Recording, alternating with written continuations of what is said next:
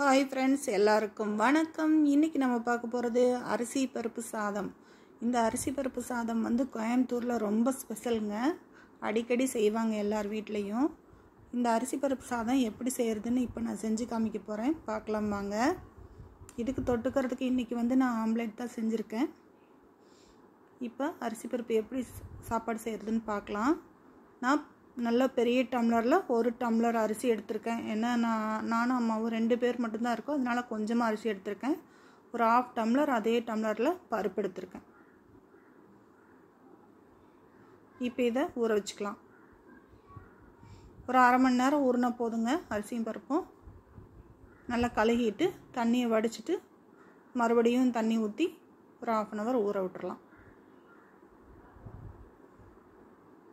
இது கழுகியாச்சு. இப்போ தண்ணியை வடிச்சிட்டு நம்ம ஊற வச்சிடலாம். அவ்வளோதாங்க. இது ஒரு 1/2 hour ஊறட்டும். நம்ம அடுத்தது என்ன செய்கிறதுன்னு பார்க்கலாம். நான் ஒரு 2 மீடியம் சைஸ் தக்காளி எடுத்து அரிஞ்சு வச்சுருக்கேன். ஒரு பெரிய வெங்காயம், ஒரு 4-5 பல் பூண்டு சின்ன சின்னதாக அரிஞ்சு போட்டு வச்சுருக்கேன். அரிசி ஒரு 1/2 hour ஊறிடுச்சு பாருங்கள். இப்போ நல்லா ஊறிடுச்சு. இந்த தண்ணியை வடிச்சிட்டு நம்ம வச்சுக்கலாம். இப்போ குக்கர் அடுப்பில் வச்சுருக்கேன். குக்கரில் தான் நம்ம செய்ய போகிறோம். கொஞ்சமாக எண்ணெய் சேர்த்திக்கிறேன், கடலெண்ணெய். இது கூட கொஞ்சம் தேங்காய் எண்ணெய் சேர்த்தணும், டேஸ்ட்டுக்கு வேண்டி. ரொம்ப நல்லாயிருக்கும். இதில் ஒரு 1/4 ஸ்பூன் ஜீரகம், 1/4 ஸ்பூன் சோம்பு ரெண்டும் போட்டுக்கலாம். கூடவே கடுகு உளுந்தம் பருப்பு. இது நல்லா பொரிஞ்சதும் நம்ம வெங்காயம் சேர்த்திக்க போகிறோம். இப்போ நல்லா பொரிஞ்சிருச்சு. இப்போ நம்ம வெங்காயத்தை சேர்த்திக்கலாம். சேர்த்திட்டு நல்லா பொன்னிறமாகிற வரைக்கும் வதக்கி விடணும்.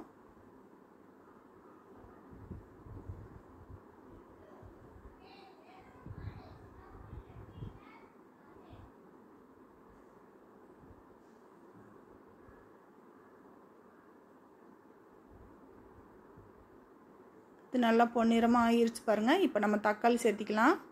தக்காளியும் சேர்த்துட்டு நல்லா வதக்கணும். இப்போ தக்காளி வதங்கிறதுக்கு நம்ம கொஞ்சம் கூடி உப்பும் சேர்த்திக்கலாம். உப்பு சேர்த்தும் போது தக்காளி சீக்கிரமாக வதங்கும்.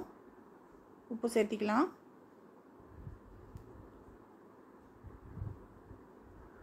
இது கூட கொஞ்சமாக நம்ம மஞ்சள் தூள் சேர்த்திக்கலாம்.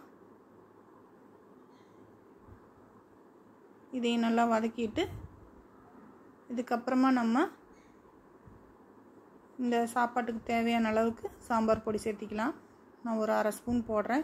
கொஞ்சமாக தானே போட்டிருக்கோம், அதனால் 1/2 ஸ்பூன் போடுறேன். நீங்கள் காரத்துக்கு தகுந்த மாதிரி சேர்த்திக்கிங்க. இது கூட பச்சை மிளகாய் சேர்த்து உங்களுக்கு விருப்பம்னா சேர்த்திக்கிங்க. நான் சேர்த்த மாட்டேன்.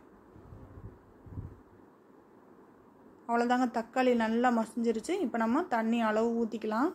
இது எப்படின்னா நம்ம 1 டம்ளர் அரிசியும் 1/2 டம்ளர் பருப்பும் போட்டிருக்கோம். அப்போ மொத்தம் 5 டம்ளர் தண்ணி ஊற்றுவேன் நான்.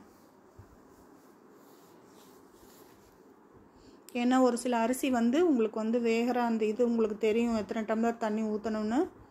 1 டம்ளர் அரிசிக்கு நான் 3 டம்ளர் தண்ணி அந்த பருப்பு எல்லாம் சேர்த்திட்டு இப்போ நான் 5 டம்ளர் ஊற்றிருக்கேன். இது எங்களுக்கு கரெக்டான அளவு. இப்போ தேவையான அளவுக்கு உப்பு சேர்த்திட்டு இதை நல்லா கொதிக்க விட்டுட்டு, இது நல்லா கொதித்ததும் உப்பெல்லாம் அளவாக இருக்கான்னு பார்த்துட்டு நீங்கள் அரிசியும் பருப்பையும் உள்ளே சேர்த்திக்கலாம். சேர்த்தி நல்லா கலந்து விட்டுட்டு நம்ம இப்போ குக்கர் மூடி போட்டு மூட போகிறோம்.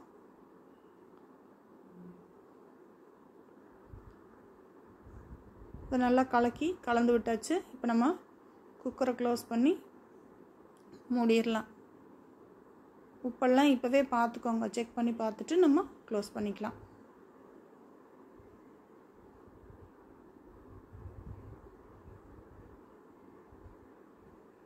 அவ்வளோதாங்க. குக்கர் மூடி போட்டாச்சு. இப்போ நம்ம ஒரு 4-5 விசில் வர வரைக்கும் வெயிட் பண்ணலாம்.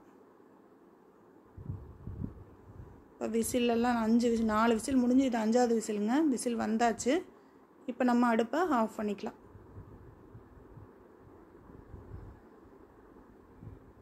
இப்போ விசில் போனதுக்கு பின்னாடி நம்ம ஓப்பன் பண்ணி பார்க்கலாம். இப்போ குக்கர் விசிலெல்லாம் அடங்கிருச்சு. இப்போ நம்ம ஓப்பன் பண்ணலாம் வாங்க. பாருங்கள், சூப்பராக அருமையாக வந்திருக்குது பாருங்கள். பருப்பு சாதம் அட்டகாசமாக வந்திருக்கு. அவ்வளோதாங்க, சீக்கிரமாக குயிக்காக அரிசி பருப்பு சாதம் ரெடி ஆயிடுச்சு. இதுக்கு தொட்டுக்கிறதுக்கு அப்பளம், உங்களுக்கு என்ன பிடிக்குமோ அதை செஞ்சுக்கலாம். நான் இன்றைக்கி முட்டை இருந்துச்சு, ஆம்லேட் போட்டேன்.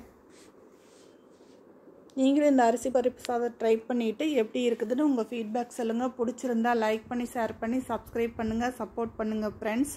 மீண்டும் இன்னொரு வீடியோவில் நம்ம சந்திக்கலாம். நன்றி, வணக்கம்.